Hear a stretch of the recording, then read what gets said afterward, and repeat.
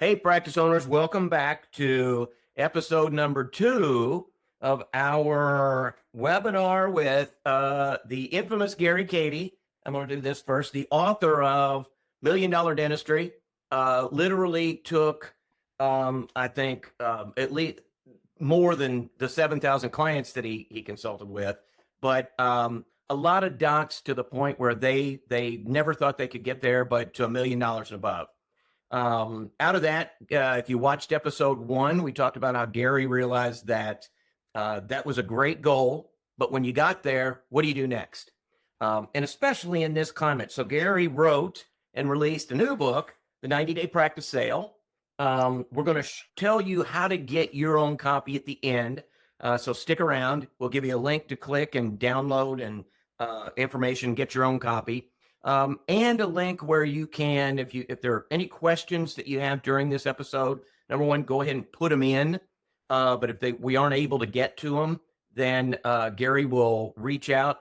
There will be a link to click and talk to Ava, the practice whisperer, and who will answer all your questions about anything we talk about tonight, or I think really anything, right, Gary? I mean, Ava will cover. If you just want to talk about, gee, this is what's going on in my practice, what should I do? Ava knows it, right? I thought you were going to say Jesus only. So I'm glad you did. No religion, no politics, and no sex. We don't talk about any of those Just things. dentistry. It's bad exactly. Well, I appreciate you doing this. We've done a lot of things over the years, and one of the things that I think is really cool about what we do is we stay very timely. Years ago, we started working on your $1 Million Dentistry, which I still. Can I just say something? Right? Yeah. Can I just interrupt? I wanted to thank you and Woody for you really changed my life. Woody in 2006 called me up. That book, and that's the OG book. That's the original edition that you have. That's number one. If you turn the book on the back, you'll see the overweight 36-year-old alcoholic. By the way, I used to drink. Still a handsome dude. 17 years sober, Steve. And the game changer was what he called me and he said, "Hey, I'd like you to come to Destin." It was 2006. He's like, "You come to Destin and I got a little room for you. And I'd like you to talk about your book." Because he was one of the first people that got my book, read it and said, "Hey, we need to get this out." And I really appreciate that. You know, I wrote it in my Hoboken apartment. I was like, is anybody going to read this? Right. And it was one of the first dental books. Like, you didn't have many practice. I don't know if there was any other practice management book at the time in 2006. Anyway, Woody gets it, calls me. I go to Destin, and believe it or not, I'm an introvert, and I don't like speaking to big groups. So I would always speak to, like, you know, my practices were bigger practices, like 50 people, 25. So I could speak to that in a room and lead a team meeting. He goes, "There's your room." And there was 600 chairs in that room. And everybody who's anybody in dentistry, like Care Credit, all the like scouts are there, poaching from Woody because he's bring like all the innovators. And it changed my life because I went to the bathroom and I go, "Dear God, please let me do this," because I've never spoken to more than 100 people, I think, at the time. Well, you've come a long way and done very well. And every year you spoke for us, it was turned into one of always the sold out talks of the spring break seminars. Yeah, and we really appreciate you sharing what you do. And out of that, what a lot of people don't realize is how much time you have sort of in the trenches of dental practices. Oh, yeah. Before you start. It's not like you just showed up one day and said, I'm going to watch a bunch of YouTubes and then start a consulting company or coaching company. Like, you worked in practices, hands-on. Oh, yeah. And Don that's the interesting part. Yeah. Don DeJulian is the first guy I helped exit. Don DeJulian, Branford, Connecticut, right down. I'm in Cape Cod today at our Cape Cod home. It's cozy here. And oh my God, Steve, I just passed his house, and like Don DeJulian gave me a shot when I was 30 years old. And I walked him through, and, beautiful, transition, retirement, associates, double associates, multiple units. And now he's, generational wealth. So I got the fever early on, my first client like that. And I realized the impact that had. And I learned a lot of lessons. I learned what all the resistance is, all the friction, all the emotional charge on it, the ego's identity as a dentist, like worked out and systematized from Don. Because that's what I do. I take a want from a dentist, a need, and then I systematize it and I get rid of the friction and barriers. That's how I think. That's how I built this, model. It was all about how do I make it, take the complexity out of it, make it simple, and make it step by step. So it's like bite sizable, and you can say, oh, I can see if I do that, then I get this, then I get this, then I get this, and then at the end, it turns out, So how do you eat an elephant? One bite at a time. And we're talking about something big here. See, we're talking about your life's work. This is one of the most meaningful things in your life. That's why this is so vital. And that's why I love talking about it. I do want to say thank you for your service to our great industry. You bring the best that, allows our dentists to get information in a way that they know it's important. They might not know how to do it all or have to do it all, but at least you're bringing the latest to our men and women who are in the trenches doing the work. Well, I appreciate that. And that's, one of the things that, again, you and I have done very well, I think, over the years is, in business, there's pivot and there's, tipping points and there's all these terms, there's runways and there's sunsetting and there's all this stuff that dentists don't know. If you're in corporate America, if you're a private equity and an MBA in a private equity firm, you know these things. Dentists don't know this. Dentist owners don't. It's a very cottage industry still. It's still very mom and pop. It's still, one owner and a handful of staff. And the interesting thing is, as we talked about in episode 1, is the models for transitioning, old models are dead. The idea that you work for 30 years, 40 years, and, some kid out of dental school shows up, works 3 years for, half of what they should. You get to take off a few days and they think you're going to give them the practice for free. And you think you're going to get millions of dollars, and that blows up. Whoever saw that coming? And that model is gone. What replaced it, I think, in people's minds, we talked 5 or 10 years ago, was DSOs. It's almost like all retail is Walmart. Right. Got these giant DSOs, and they're taking over dentistry. I even got an argument with guys at dental meetings that would say, private practice will be dead in 3 years. And I said, no, they won't. Number one, it's impossible for that. Number two, the market drives what practices will look like, not, Walmart. So the neat thing is, if you look at even that model, Walmart serves a purpose, but there are all kinds of new businesses that popped up that Walmart just can't do. And there are all kinds of things. I'll be honest, Walmart makes me nervous, man. If I need something and it's going to be cheap and I have to stop at Walmart to get it, just finding it and getting out and paying and all that. I mean, it's just too much. It's always big. Sometimes I just want to go to the local hardware store. My local hardware store guy has blossomed because of Walmart. Now, a lot of them closed down, and the same things happen with dentistry. You can't do what you've done the last 30 years in today's environment. And that's what we're going to talk about tonight. We really covered the number one, the old models are dead. Number two, you need a strategy day one. Whether you're going to sell your practice in 90 days, write the name of the book, 90-day practice sale, or if you're going to sell your practice in 30 years, you kind of have to know how you're going to do that and what you're going to do instead of waiting around till you're 65, at which point the ADA says 94% of dentists can't retire.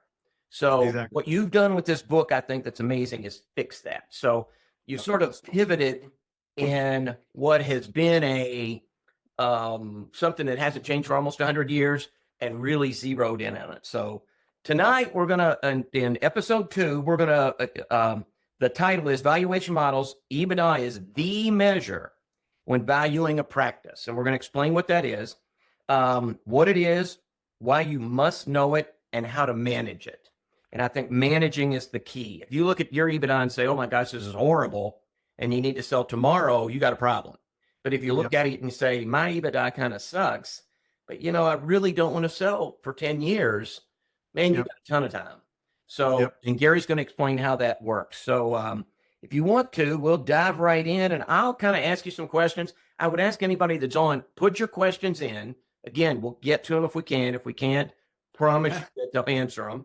And if you get to the end and you say, I got bigger questions, you have the opportunity to click and get a little bit of free time from one of Gary's A players on just whatever you're thinking. Ava's very good. I know, I like the way you explained that Ava slows down and listens while Gary says, I got the answer and I want to move fast.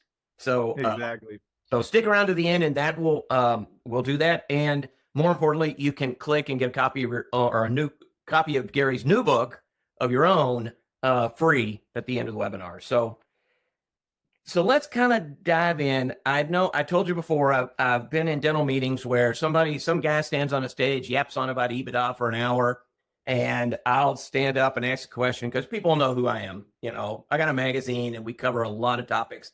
And I'll say, that was awesome. Thanks for that. And who in here now understands EBITDA? Every hand goes up. Every dentist raises their hand. And I'll say, great. Can anybody take 30 seconds and explain it to the room? And every hand goes down real fast. Like, I understand it. I know how to spell it, but I don't understand really what it is. Can you kind of go through what you guys, number one, what it is, number two, why it's important today in valuing a practice as opposed to, the past 30 years, 40 years, 50 years, when my practice was worth 65% of the average of the last 30 years collections, which is out the window. So can you kind of cover EBITDA, what it is and why it's important? Well, I have this handy dandy slide here for us today. Cool. So it's, okay. All the acronyms, the new acronyms, WTF is EBITDA. What the Frank is EBITDA. And okay. I'm going to make this easy for you. What EBITDA is, remember back in the day, you used to we were talking about collections. So collections is just a number. You know how much comes through the door, and it's always in some program available to you pretty easily. The reason why this becomes more complex is, first of all, what is it? We've never heard about it. And this idea of EBITDA. And it's really it's an accounting term, because basically on a P&L, you have different things that exist on a P&L. You have income, you have expenses, and then you have your net down the bottom.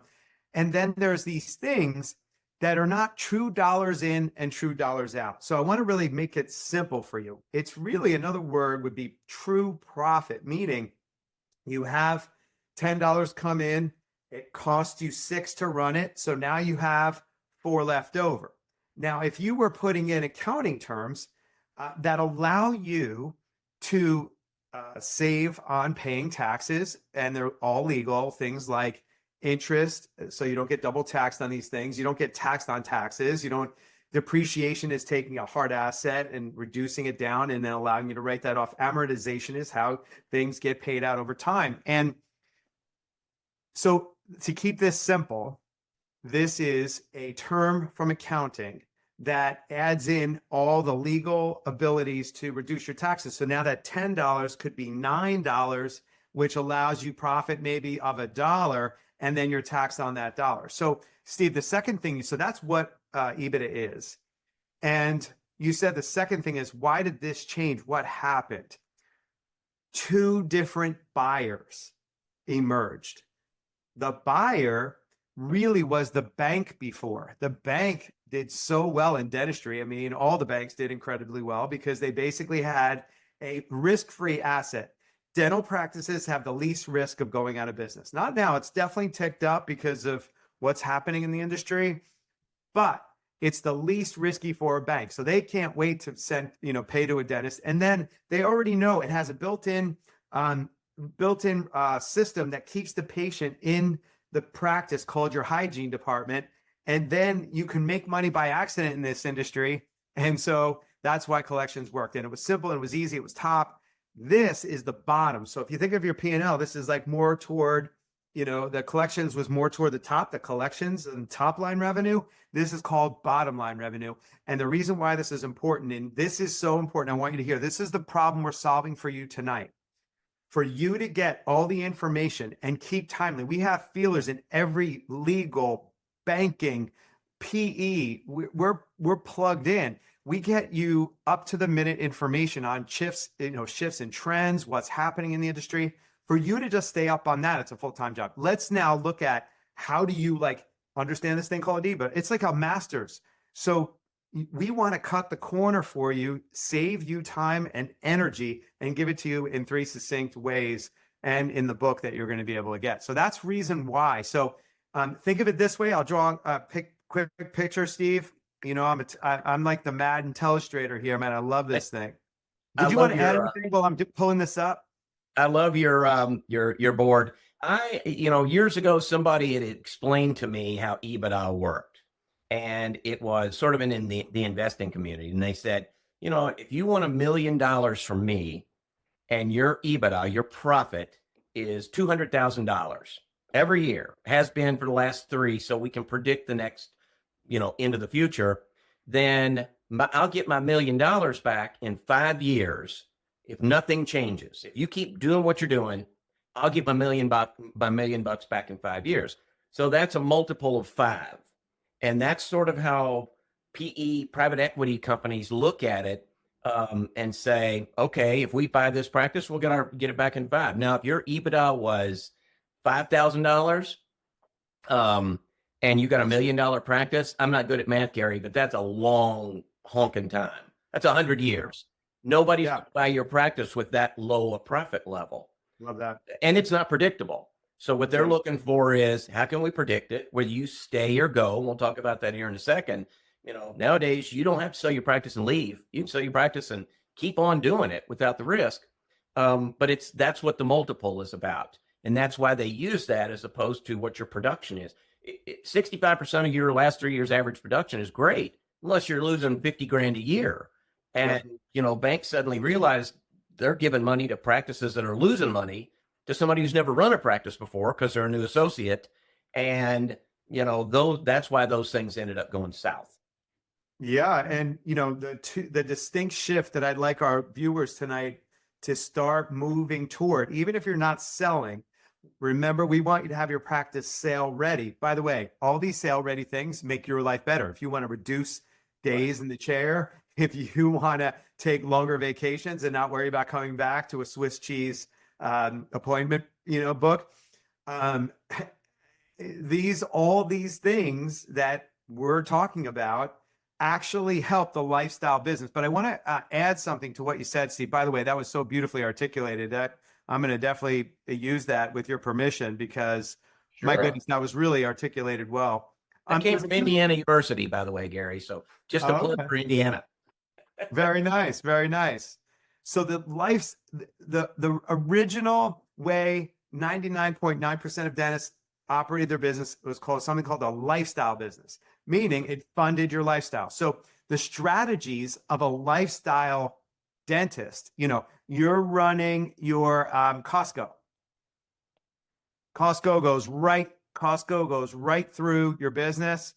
And I don't know how many rolls of toilet paper, Steve, you used at the office or at home. You know what I'm talking about, Steve. Mhm. That's the kind of stuff that there's room for, I understand. So, you have your Costco, you have your Amazons. And by the way, that's a real big leaking point. You don't know where the heck that stuff goes. Right. It's really interesting how many times we see stuff coming in the front and going out the back with, really safe practices. You don't realize that there's like a big attrition there. Also paying yourself, do you pay yourself in when there's money left over, like we talked about last time, paying yourself last, and that's what you pay yourself? Do you pay yourself a salary? Do you take dividends? Like, how do you do all that? You want to think about, if you're going to move from a lifestyle to an asset sale, the average dentist, you're going to get charged back, whether you're charging yourself out to your practice or not. Depending on where you live, middle of the country, 150 to 200. Coasts, you're looking at 175 to 2.25. You'll get charged back if you don't have that in your P&Ls, that you're not paying yourself. So these are the things that you might not do. You might, get dividends. You might be paying yourself that way. You pay yourself differently, really, to mitigate taxes legally, and so you can have the most cash and assets to pay yourself. So that's called lifestyle. The shift, Steve, here is it's really on the profit. So the cost, let's say you're going to write off something. Let's say you're writing off, I don't know, maybe about $20,000 here. $20,000, when you're talking profit, that's times, I want everybody to be thinking times 10, because if you get in the right situation, you can get 10 times your money on the profit of your business. So just that alone is 200 grand right there. So moving to a lifestyle mindset to an asset mindset is what we want to begin to introduce people to. This is it's the headspace, because you might have, and we're going to talk about decision making downstream in our session tonight. You want to really get your CPA on board for this too. And by the way, I want to send a little pink flag, yellow flag, blinking yellow light. Some CPAs will advise you against doing this. And this is not all CPAs. I'm an advocate for the dentist. And I saw deals go sideways because the CPA under the lifestyle is like your trusted advisor. Why? Because if he or she helps you not get audited, you trust the heck out of them. They may not be able to give you the advice because their job is to protect you. It's not to grow and get massive assets. Usually, I don't blanket all of them, Steve, but I do want to give a heads up. The context of a CPA, the reason why they don't want their dentist to sell was one of the original reasons why I didn't want to get into DSOs. Number one, because it wasn't for the private practitioner, and now it is. Our last episode distinguished that. And key is number two, we can get massive wealth for people where we couldn't get it before. I mean, the generational wealth that wasn't available with the integrity of maintaining the integrity of a person's practice. That is why it all works. Well, a CPA's job, again, Indiana University, I could never be an accountant. Number one, there's too much detail. But number two, a CPA's job is to look backwards, not forwards. Their job is to get to the end of the year and tell you how you did. Gary, I can't tell you how many people I'll ask about, they'll say, what's my practice worth? And I'll say, send me a P&L and, I'll take a quick look under the hood. And they send me their tax return. Right. Your tax return is what happened. There is not a darn thing you can do about that tax return. So if you ended up paying $80,000 and then buying a $250,000 piece of equipment in January, you just wasted $80,000. You just paid $320,000 for that piece of equipment. When you could have bought it on December 31st, written it off in that year, and then used untaxed dollars in the next year. So, one of the criticisms I've always had with CPAs is they're great at looking backwards. They aren't trained to look forward. You need somebody who's going to say, all right, what's this going to be worth? The other thing I'd like to mention is and again, I love your John Madden board. I always framed it in terms of income versus wealth. And so much of the time in dentistry, dentists are focused for 40 years on that income, their lifestyle. Support my lifestyle for 40 years, and some associate's magically going to come along and give me wealth, give me an asset that helps me move into retirement. And again, nowadays, your practice is not worth enough for that. What's your practice worth? It's worth what somebody will pay you. For 100 years, what somebody would pay you was based on how much the bank would loan them. Well, now that is tanked. Banks, the rules are you can't make enough to retire, especially if you have declining production or declining revenue for 2 or 3 years. They're going to project that forward and just say, yeah, we're not going to loan you any money. So you end up self-financing, and that blows up. Now you're taking your practice back 3 years from now. Again, what could go wrong there? 95% of the time in the last 50 years. So what you're doing here, I think, is getting dentists in a mindset of, let me use my practice as the tool to number one, pay my bills, but number two, build a valuable asset down the road. Let me invest in that asset. And to some degree, it's like, I always think of it as I explain it as a spec house. You're building what the next buyer wants to buy. Exactly. Instead of maybe what you really like. So again, we're going to talk about it here in a second, is how this informs your decisions going forward, just knowing what your exit plan is, even if it's 30 years out. So, which begs the question. This is like, Steve, this is more of a survival. Yeah. Yes. Exactly. This is thriving because you can't outrun with your hands the money you can make from the thriving part and the asset sale part, but you have to prepare for sale. That's why I wrote that book, because I got tired of getting on calls, Ava saying the same thing over and over when we just pack it in a book that you can read on a flight. It's like an hour and a half read. And we just took basically this transformation of lifestyle survival and income focus to thriving asset and wealth. And by the way, you can move over here and still be a dentist for as long as you want. And by the way, make more money chairside without the downsides of dentistry.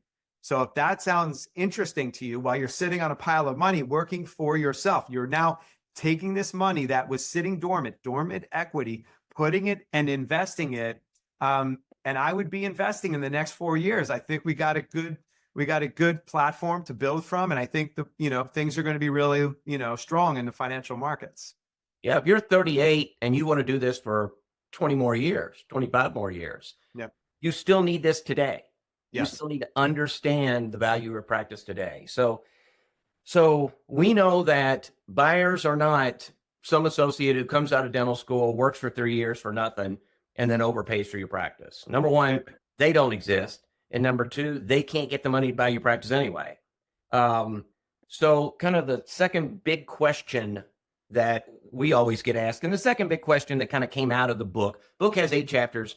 They break this down. We just decided to kind of put it in chunks. But buyers, who are the buyers today? What are they buying? What are they looking for? If you're building a spec practice, you're building it for a buyer, might not be 25 years from now, but you're building it for someone as opposed to that associate that you hope shows up. Who are they? Who are the buyers and what are they buying? And, to some degree, multiple wise, what are they paying? Yeah, it's a great question, and it's changing all the time. We're plugged in, like I said, in every channel, so we can get alerts when we start hearing movement in different ways. But Steve, it started out with like the big 5, big 6, and they started this process, and they were the innovators, and I'm grateful for them because they took a concept, and back then it was so foreign, like, to do it. But you got a lot of the truths of like loss of power, loss of autonomy. Loss of your soul, taking the soul right out of your business, right? And because it was focused in on the business guys, they knew how to, you sold, and then about 2 months in, you're looking there and you're going, man, I underpaid, they underpaid for this machine, right? And you didn't know what their true value was. So what I love about where the market is now, let's say it's about maybe 7 to 10 years since all this stuff was shaking. What we're seeing now is the competition. There's 2 movements that happened. The competition, everybody had to loosen up the constraints on the practice owner. And the thing I love about it is they had so much room to go from where they started at to where we are today. And it's still fair to everybody, right? And if you missed the detail of this, you can go back to our first session, see if they can get that, right? They can view it again. That'll just give you the deeper thing. But here's the other thing that happened. Single doctors who were crazy uber successful, that were good with their hands chairside, like say cosmetic dentists or something, they had cash and they started buying practices. We see a lot of these like 7, 8, 9, 10, 11, 12, these tiny pockets of, and I heard crazy numbers, like there's 7,000 DSOs. Like there was 5 and now there's like 7,000, meaning like there's like multiple practices put together. So you have a hodgepodge of this. There was a group that just went aggressive and they overpaid for practices. Their debt to equity ratio was upside down, and practice owners were coming to knock on the doors because they weren't getting paid anymore. There was like that group. There's still a group that there's a lot of fledgling. Please look at the P&Ls. They're looking at your P&Ls, doctors. You want to look at their P&Ls because there's a lot of DSOs, Steve, and you know what I'm talking about here, that have no business giving you money to buy a practice. Because that's the other thing. They can get to maybe 5 or 6. Their lender got them to 5 or 6, but they haven't shown performance. Because here's what happens. When you get a single doctor, scaling to 6 practices is the complete opposite that it takes. You know how I said the lifestyle dentist? Buying multiples, that is a completely different thing. Because the further you get from your chair, the more controls you have in place, and usually the less they have in place. And that's why these groups are imploding, or this is the biggest heartache, Steve. These men and women who bought these practices and they have 6 and 7 units, they were completely generational wealthy because they were great at what their craft was. Now they're using their last bits of their retirement. And I've heard so many sad stories about these men and women who have done that, and they're just having a real hard time. Well, there's an interesting evolution that I see. Um, these the people who would have been your, the associate you hoped came along is now starting their practice and saying, okay, I want 10 offices in 15 years, and then I'm going to retire at 50. They have that plan. And so they're a DSO. They're not the evil empire. They're just somebody who graduated from dental school at a time when you didn't just go out, start a practice, work 40 years, and hope this thing worked out, and now find out you can't. They're somebody who is starting at the front end and know exactly the value of their practice. They know what they want it to be in next year. They know what they want it to be in 5 years. They know what they want it to be in 10 years. So they're starting with that. Now, the cool thing I think is, I always hear this criticism, all the DSOs care about is money. Well, yes, they do. That's their business. Their business is the money, but they need somebody to rely on running the darn company and the operation. So I've seen DSOs who aggregated them and then sold them back, and the next buyer was a group of dentists who worked there. So now it's coming right back to the docs, but instead of struggling and fighting it like you did when it was one, now you've got somebody to share the load with and the wealth with. And when you want to get your EBITDA multiple from 2 or 3 to 8 or 10 or 12 or 15, that's how you do it. So the neat thing is you're not out on your own. And number two, the value of it is greater. And you've got somebody to kind of pull along with you in these groups. So it's what I'm seeing is a transition from these pure business MBAs, buying and selling them, to kind of doctor involved groups where, again, you can do this at 35 and work there until you're 50 and come out better. Yep. So the boomers, like, I have a millennial card and I'm a boomer, right? Yeah. So, because I need to be able to be in both generations. Boomers are sitting in resentment that these young guys are coming in and seeing the opportunity as a business, and not even, they're dentists, but they don't even sit chairside and they're just entrepreneurs. And I don't blame them. Like, I busted my butt and I wanted everybody to go through the pain and suffering that I did. So you should look up. You can see all the comments coming in here, Steve. Right. It's like, I get it. Like, you want them to, do a little suffering like we suffered. But here's the difference. We live to work. They work to live. So they see the opportunity, and they don't have that thing where you got to it's like you got to give blood. If you're a boomer, they give sweat. And so, it's a different generation, a different mindset. So, it just proves that the model works if you want to be a business owner through this, right? It just does. You go through the legal actions. But, the other buyers are like multi-doctor practices. I see people asking, Steve, what they should do about this. Like, they go, okay, I'm seeing a lot of stuff come in here. Like, okay, I get this. Like, there's different buyers. I got to move. So we'll get to that. We'll get to what to do, and if what actions to take. And a lot of it's in the book, which we're gonna tell you how to get. So okay, cool. And that's go ahead. I do want to say, like, buyers from like multi-doctor units are looking for they're looking for practices that inefficiencies in operations, team talent, and they want to go, like, we got a 28% reduction on Invisalign from a single doctor to a group. I mean, and the same rep. It's like, it's crazy. So, if you're looking to reduce your downsides, increase your ability to be chairside and focus there, and not have to deal with the stuff that you have to deal with, this is a incredible opportunity for you to, like, still be a great dentist and reduce all these downsides. So there's buyers that are looking for practices that maybe you don't have the energy to go in there and, like, straighten out your team, put in some systems. If you don't have that energy, this could be a good move for you, but you want somebody to look at your valuation before you even go into this. The biggest problem that we see, Steve, is this makes a lot of sense to a doctor who's now become, let's say, 50 or 55, and they weren't even thinking about this before, or even 45, and they're going, maybe I should start thinking about it. Guess what? All the moves that you have to make is like, I haven't been able to do it over here, so why am I going to be able to do it all of a sudden? If you don't come from a place of fertile ground to implement, and cause change, then you want to outsource it. You don't want to have to figure it out on your own, because you'll never be able to get it there in the time that it's going to take for you to retire, because you can't go to school enough, and then you can't keep up on what's happening in this industry. That's why I really appreciate what you're doing here, Steve, of, helping our great industry, because it's almost impossible to stay ahead of all this.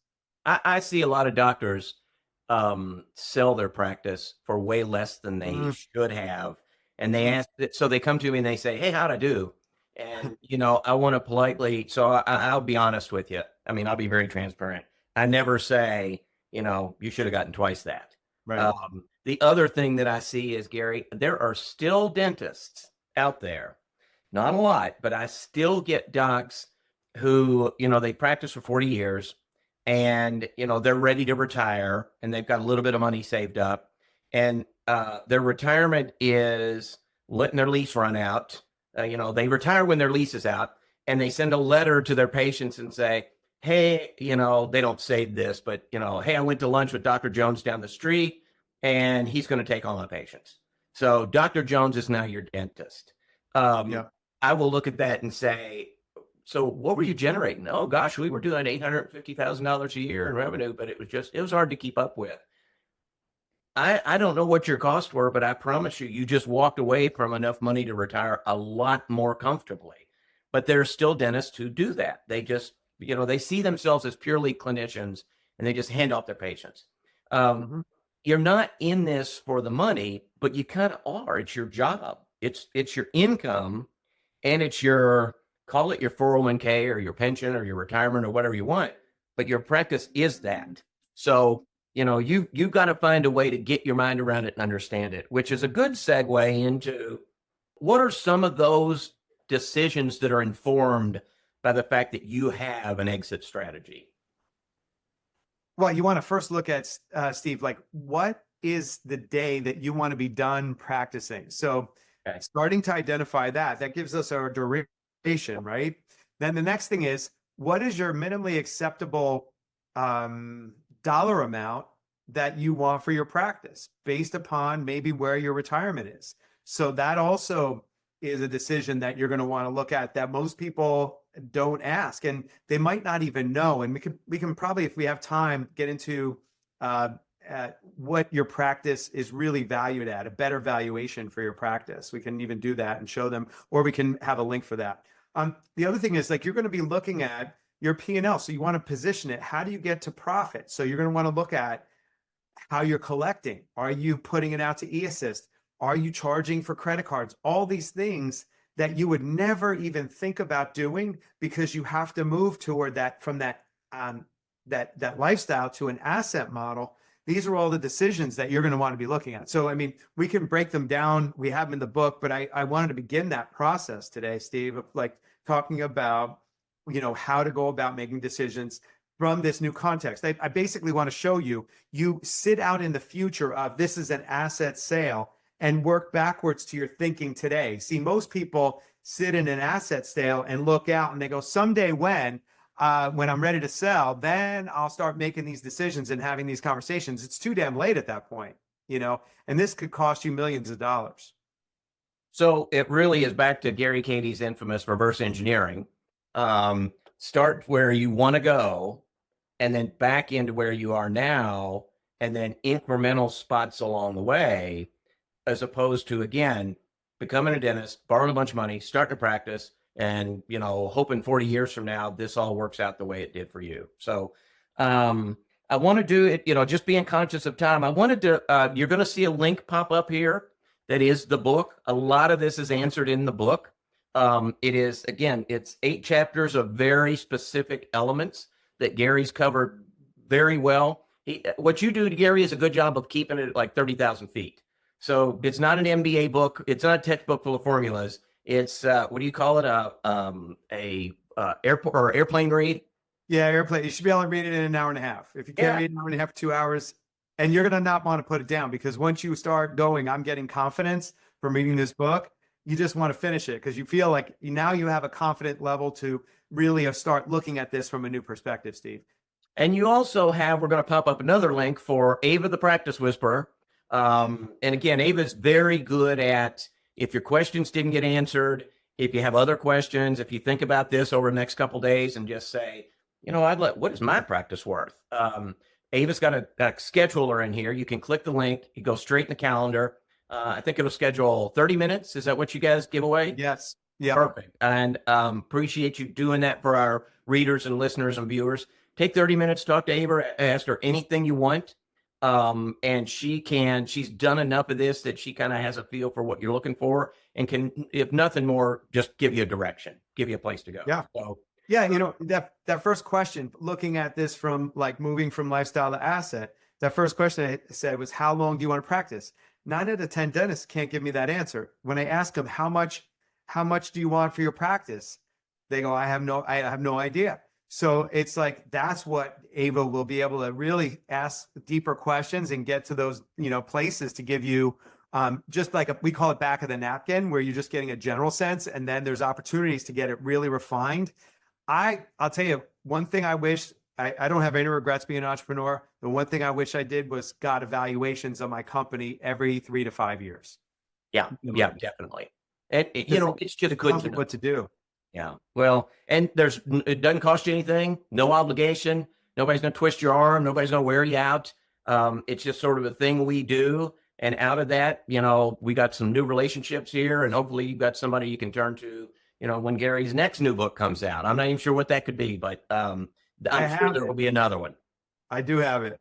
All right. So anything we haven't covered, Gary, in a quick couple seconds you want to share or make sure that they know? Yeah, the one thing is most people undervalue their practices. I want to do a quick lost revenue locator here just to give you a sense of, you can do some quick, this is back of the napkin. This is really fast, very simple way to see what your potential is, to see what you can be getting for your practice. So what you want to do is, I call it the CARE system. CA is case acceptance and R is retention. So case acceptance, let's say the average adult will invest in the value of a crown and buildup. We're not saying we're selling crowns and buildups. We're just saying that's the value. Let's just call it 1,000. I'm going to do this quick. And your retention is 2 prophies, 2 exams, set of bite wings. Let's just call it $300. Okay. So we're looking at $1,300 as the average annual value of an adult. This is the way PE firms look at your practice. They're going to say, when I go in and I help get it to the minimum standard, which is the value of a crown and buildup, $1,300, and you have 2,000 patients, this practice potential is 2.6 million. Steve, this practice, when we first start working with it, is doing this with maybe 50,000 in EBITDA. So that's how you bank a big retirement right there. This is the gap between what's possible, and this is going to get you a lot of nothing. Yeah. No, I'll tell you what we will do. We'll put a link in the notes after this. If you want to click and do the lost revenue locator, you have it on your website, right? Yeah, it's right on the website, right on the homepage. Okay. You just click, take the test, take the quiz. nextlevelpractice.com, and we'll put a link in here for that too. So, Garrett, as always, you are a fire hose of information. You've done it enough. Not enough years, but enough practices. And again, you should be seeing a link. Get the book. It'll answer a lot of your questions. Click and get a few minutes with Ava. And most important is come around for episode number 3, where we're going to talk about structuring a sale. Again, whether you do it in 90 days or whether you do it in 30 years, how do you structure it? Get that in your head. And then as you go forward, you always know how you've structured your sale. If it changes and adapts a little bit, it just does. But at least you're working towards something as opposed to working 40 years and, hoping magic happens. So with that, Gary, thanks for coming on again. Thank you. It's a sincere pleasure, Stephen. Keep those comments coming, man. And it's really great to see what your community comes up with and the thinking that comes from these sessions. I've really enjoyed the feedback and the questions. So thanks for joining us. I'm really excited for session 3. Awesome. Practice owners, thanks for watching the webinar. Thanks for registering. You'll get a link for when number 3 is coming out and a link to where go back and watch number 1 if you like. And until then, I'm Steve Parker for the Profitableness Magazine, Gary Cady, Next Level Practice, and we will see you next time.